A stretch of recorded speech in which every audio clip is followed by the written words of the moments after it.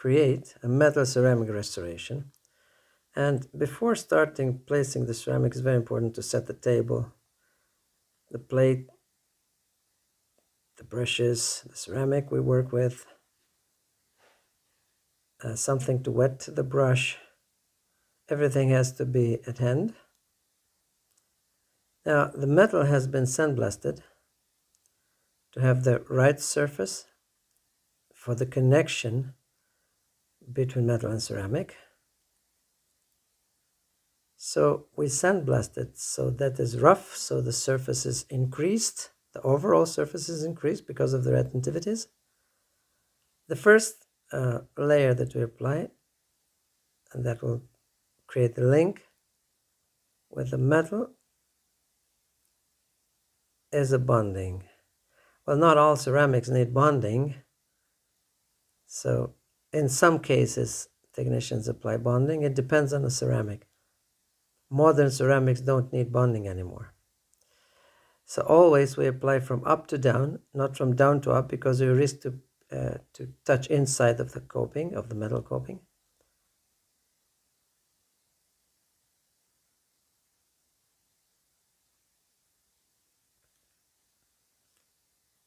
So now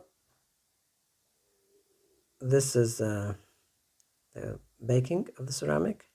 All bakings are in vacuum except for the last one, for the glaze, the final glaze.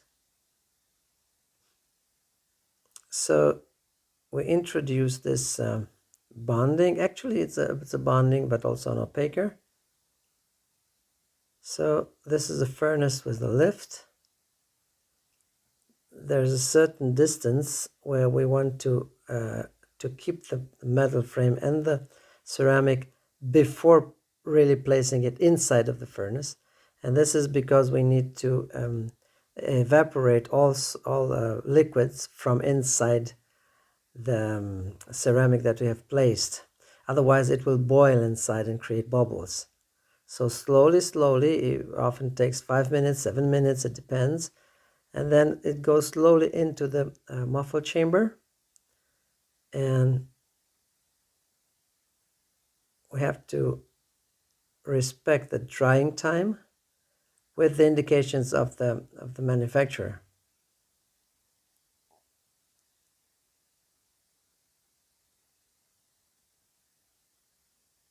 So before it gets in the muffle chamber, it has to be dry. That's the idea. So this is how it came out.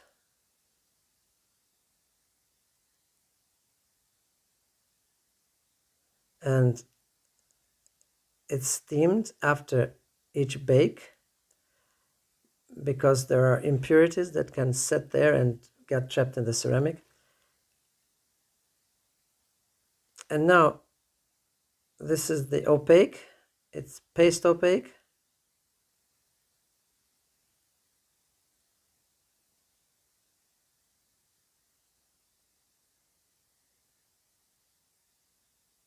So now the technician mixes the opaque. Now it's because there's some liquid at the surface. This is a wrong thing to do. Normally you shouldn't do that, because the oil at the surface is just to protect the other part of what is in the can to evaporate. So you never do this. Okay, this is a mistake. And now the technician applies the opaque, but you see, now it will need more time, more dry out time, because the technician mixed the oil with the opaquer. So now I get more oil inside, so you'll need more time to evaporate the oil, otherwise the oil will create bubbles. That's one of the most common mistakes that technicians do. Okay, so now the restoration, the metal frame with the opaque, is placed on a refractory stand, and it's placed to be baked. Now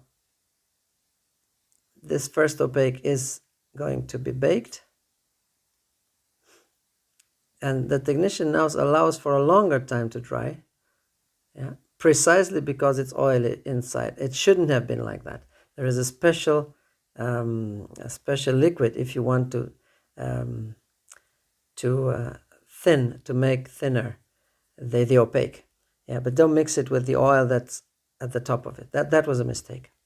And now that's the first layer of opaque, and the technician is very careful by steaming the ceramic after each bake. Now, the technician is applying the ceramic on the table, on the mixing palette. This is enamel. Oftentimes, enamel is blue. Many ceramics have enamel in blue color.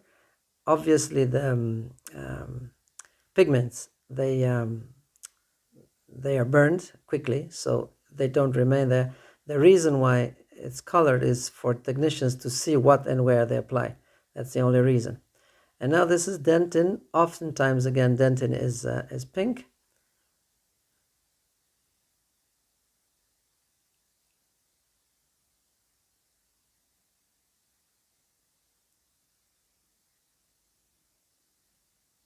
And this is a pigment for dentin, a modifier we call it.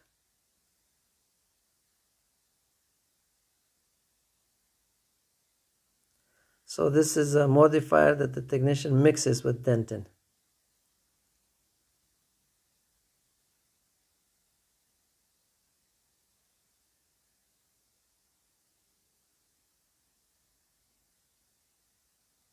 So that was the modifier, or the intensifier. It gives more chroma, more saturation.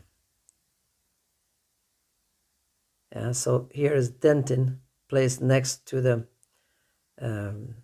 modifier, the intensifier, and it's going to be mixed 1-to-1, as you see.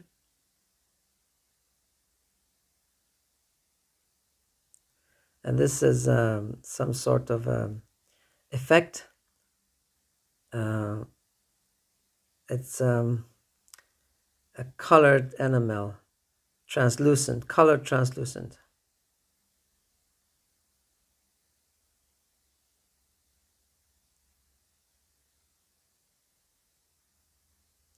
This is a neutral enamel, the last one that the technician placed.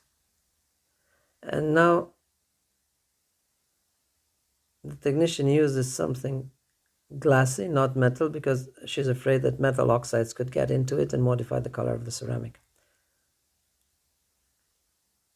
This is the liquid. It can be tap water, just regular tap water, or forming liquid, as it is called. If you use forming liquid, it will last longer in a wet state. If you use water, it will evaporate faster. That's the only inconvenience. Otherwise, tap water is perfect, no problem.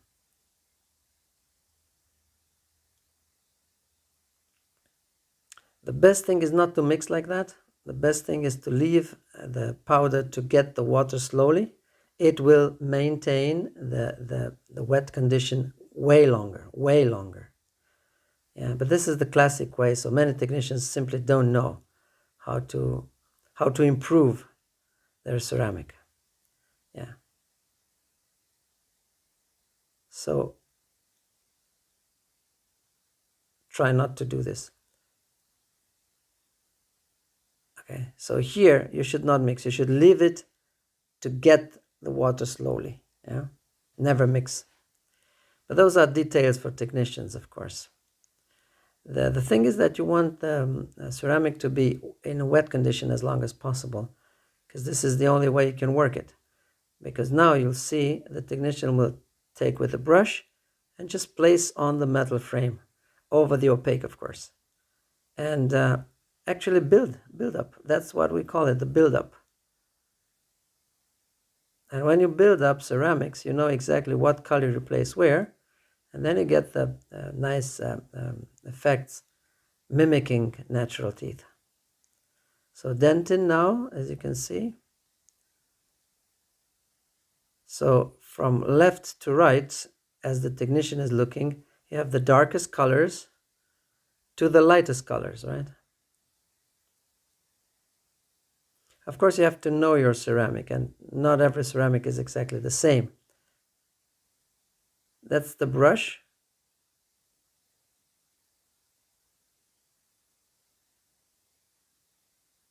So now we apply the ceramic.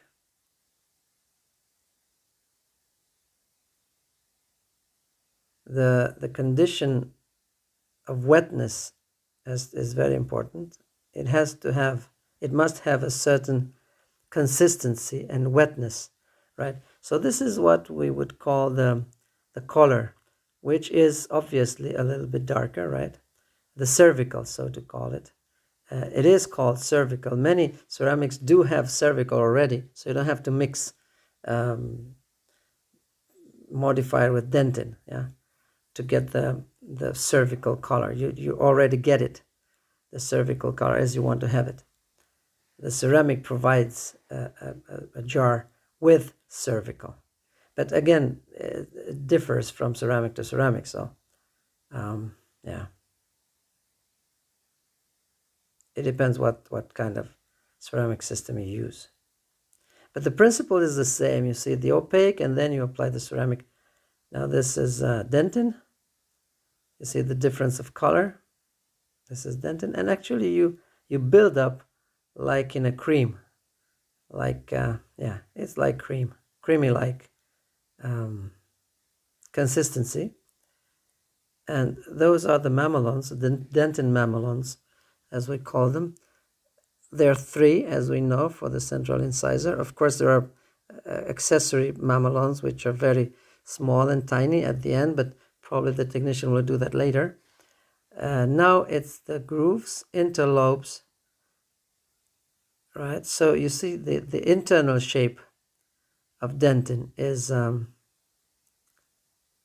mimicked. And there, a little bit of effect, a little bit of white. This is not internal stain. This is just build-up with various colors. Okay, so we had the opaque. Already in the opaque, you can modify the color. You can use different modifiers for the opaque. So the first possibility to color ceramics is in the opaque itself. The second possibility to color is, as you can see here, while building the ceramic, right? This, you could call it internal construction or internal buildup. So here you can modify colors or whatever, or just use different colors that have been already prepared as such by the company, by the factory that produces the ceramic. Now this is on the palatal. On the palatal, normally we use a special, different type of ceramic, which is less. The granules are smaller, and so the grinding of the opposite teeth is reduced, right? So those are opalescent ceramics most of the times that we use on the surfaces that are active in occlusion. You see, those are the second degree stops, as we know it, occlusal stops. So there you don't want your ceramic to create abrasion on the opposing teeth, so on the antagonists. So here, normally we don't use this ceramic, but we use a special ceramic, which is called matrix. In some companies, it's called opal. In other companies, it's called luster. Other companies call it luster. It's a ceramic that is very, very nice, but also is very, very thin and fine. Yeah, so it doesn't grind the opposite teeth so much. It does, but not so much. The best, of course, is zirconia. That's another story. It's full contour zirconia, so no ceramic on that surface. Or you could have left metal here and not place ceramic over it. That would have been an option as well. But the technician here wanted to show a full ceramic restoration. So you see the cingulum and the marginal crests. So everything is done according to the morphology. This is very important to remember, right? Morphology is essential. You have to know morphology. You have to have practiced it in wax in order to to even start imagining doing it in ceramics, because here what you apply will remain as color and translucency, and it will give the real or fake appearance to your restoration. This is a dry brush used to smoothen the surface. And the ceramic already dried. The technician complains. So that's what I said. Too early dry, because she mixed. Yeah. So now she's adding, and what and where, this is highly dependent on the art of the technician, the pictures received from the dentist, the ability of the technician to do computer try-in. That's another very interesting technique, but this is highly advanced, so we don't get into it now. The idea is that if you just tell, okay, it's A2 or A3, well, you get an A2 or an A3, right? But if you want to get the real looking nice teeth, and in comparison to the neighbor, to the adjacent teeth, then you have to send a picture. Okay, so pictures, not colors. Yeah, pictures with a color key and the shade guide next to your teeth, but a picture. That's highly important. So this is enamel, and you see the bluish color. So this enamel fills the gap in between the mamelons, the dentin mamelons. All the time you see the technician is drying it up in order to stabilize it, and then brings another drop, so to say, of ceramic cream. Yeah, it's not ceramic cream, it's just ceramic mixed with water, as we said. So again, the technician is trying to sculpt the mamelons. You see, it's not something flat that is applied there. It's morphology driven build-up, right? And now you see that the technician is building in excess. Why? Because ceramic will shrink upon baking, right? So you'll get a small tooth if you don't overbuild it. Okay, so the technician overbuilds in the vertical direction on the incisal, and then she will remove the cap and build on the lateral as well. Overbuild, right? Now, this is some sort of translucent, natural, translucent, whatever it was. So again, it depends from ceramic to ceramic, the colors and the translucence, they're different. So you have to know your ceramic. You simply can't just pass from a ceramic to the other. It may be extremely different. And if you don't know, for example, some ceramics don't allow you to place so much enamel. Yeah, they have another special ceramic to be placed and used as an enamel. It depends. It depends. You have to know it. And that's why companies, they offer courses or video courses to teach technicians how to work with this or that type of ceramic. So this is kind of translucent on the top. This is a European porcelain, I think, if I saw it well. So it's highly translucent. Japanese porcelains are less translucent, and they have some very translucent add-ons if you want to add, so you can decide. But European porcelains, they are all very translucent, so this is what I personally don't like with all European porcelains. Actually, porcelain, they come from China, right? And Japan and Asia, but that's another story. So again, this is the translucent on the back, on the palatal. Yes, and it's very important to have translucent on that side, because otherwise you won't have translucency on the incisal edge, obviously. So you don't put dent in there. Here you put translucent, as much translucent as you can, and then you cover the translucent from the labial if you need to cover it, if you want less translucency.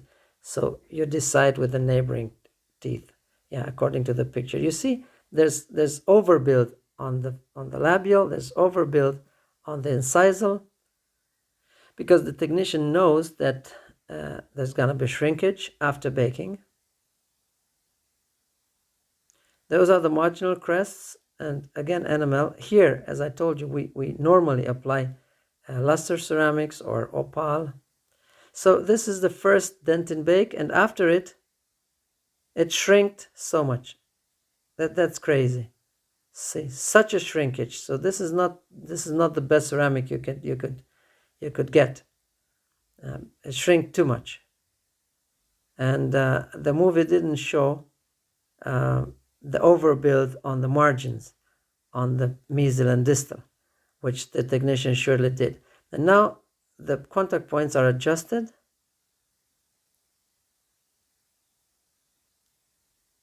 That's articulation paper. You obviously need a micromotor. This is diamond burr. You never use diamond burr on metal. You always use only diamond burr on ceramic. So small adjustments, you don't want it to, you don't want to lose the contact point. And now you just prepare the occlusal stops, the second degree stops. This is the incisal. You see it's a little bit more translucent. Of course, the camera is not the best you can have to show all the details of the ceramic. Now again, the technician is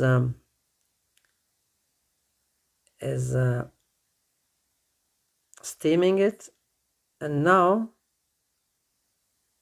the model also is steamed. You see the translucency on the top is clearly seen now. It's over translucent.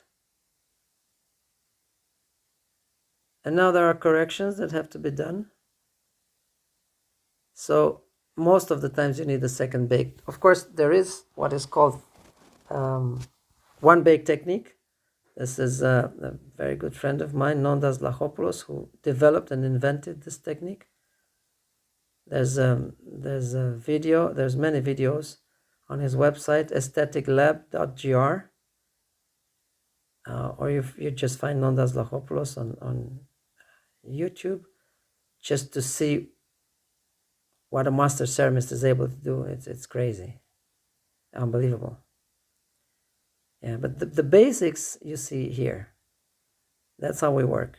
And again, this is NML, and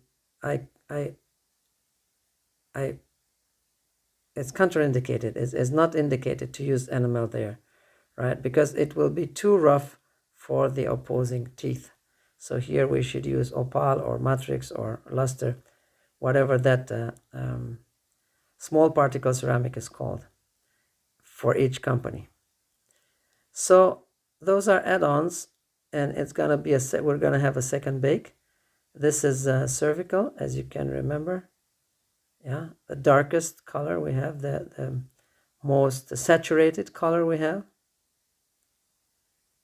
And of course it goes a little bit on the mesial and distal, close to the collar of the tooth, the cervical margin, right?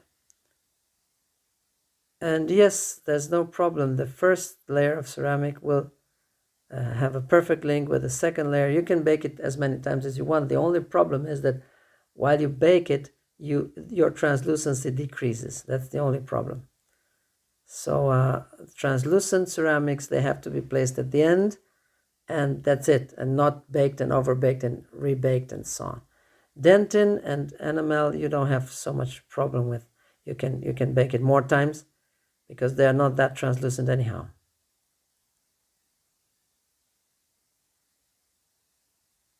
So now you see we need the same consistency and the same shape at the cervical margin as the neighboring tooth. So actually we need to retouch the buildup a little bit to have the same contours as the neighboring teeth. This is very important because otherwise the gum will go lower. It's going to find space and fill that space, and the aspect of the two central incisors will be different, yeah, color-wise, cervical-wise, color at like the neck, right? Not color like shade, but color like neck. At the neck, of the teeth, you have to have the gum sitting at the same place, right? The gingival margin has to be the same for the two central incisors. So to give the gingival margin a place to stop and to sit on your restoration, you have to have the same contours on one incisor as on the other central incisor, right? If you don't build it, the second one, if you build only one, that's the most difficult thing that this technician is doing here, just one central incisor. It has to match everything and to be perfect in line with other teeth, natural teeth. So you have to make it so well as to allow the gum to sit on your restoration just at the same level as it sits on the neighboring teeth. So that's why she's working so much there. And you see this is dentin, which is pink, and then now it's enamel, which is blue. So now you decide how much translucency you need. You can cover with some dentin, you can play with it. Normally you do it according to the picture that you received, or the technician is doing it according to the picture received from the dentist. And as I said, there's this possibility to do computer try-in, to compare the pictures that you get in the lab with the pictures that you receive from the dentist. Of course, you need a standardization between the two, and you do it with gray cards. That's more advanced techniques, but I just mention it because it is possible. You can get amazing results if you have a good ceramist and if you provide your ceramist with pictures. And now there's a mechanical polish first. This is diamond paste, low speed. This is mechanical polish. It's okay to polish it mechanically. You will have a much better glazing after at the end. So now steam it again because you want to clean it perfectly. And here is the technician now could have left everything as such and just self-glaze the ceramic. Some ceramics allow the self-glazing. For other ceramics, I mean most of the ceramics, they offer the possibility to glaze. So that was a glaze that was applied. External stain can be applied in the glaze. And there's the baking. After the baking of the glaze, the sprue is cut, the back sprue is cut, and at the end, again, a mechanical polish to have it as nice as possible. So this is the basics, nothing special, just the basics of ceramics.